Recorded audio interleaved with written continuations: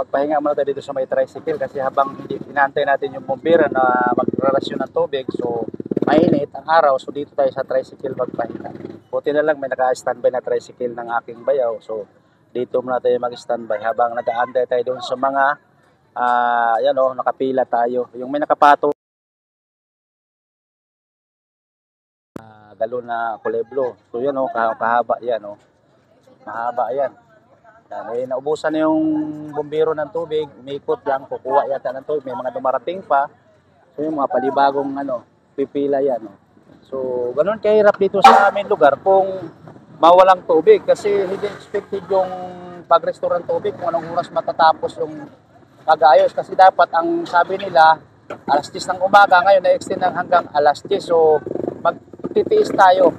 Lahat tayo sacrifice dito dahil lang sa isang accident na nangyayari na nahuka yung tubo kaya i-repair nila.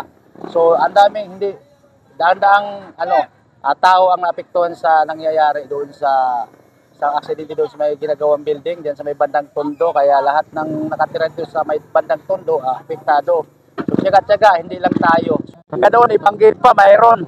So aantayin natin yung bumbero kung anong oras darating kasi kahapon pa to mula alas 2 hanggang hindi kami nakapag-prepare, yung lagayan namin hindi nalagyan, kala namin mabilis lang. So magtagate dahil na-extend yung kumpuni ng tubig. So antayin natin kung anong oras darating yung bumbero kasi maraming gate mula gate 1 hanggang gate 20 yung rarasyonan ng tubig dito. So wala pa, nandun pa sa gate 1 yung bumbero. So yun lang muna mga idol.